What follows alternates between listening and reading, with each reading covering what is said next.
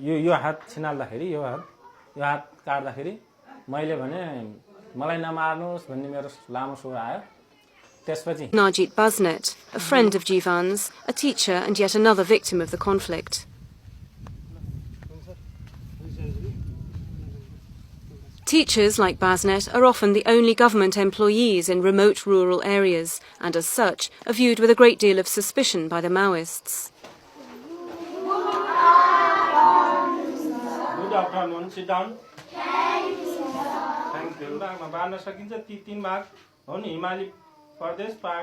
And the scars of his ordeal are never far from his mind.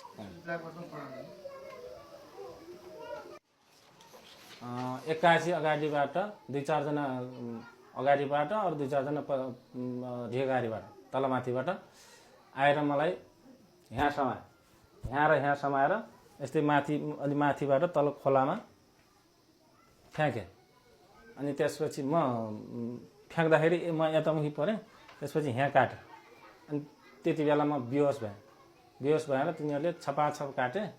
अनि छपाछप खुकुरीले छपाछप काट्दाखेरि मलाई यो हात छिनाल्दाखेरि यो हात काट्दाखेरि मैले भने मलाई नमार्नुस् भन्ने मेरो लामो स्वर आयो।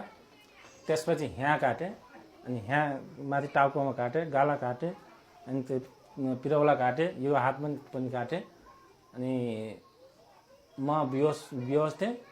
म यस्तै ठाडा गाठा लाएर यस्तो गरी बसेको थिएँ। उनीहरूले काटेर अनि हिरे।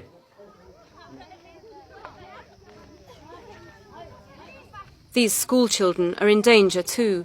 Maoists frequently abduct pupils and force them to attend re-education meetings.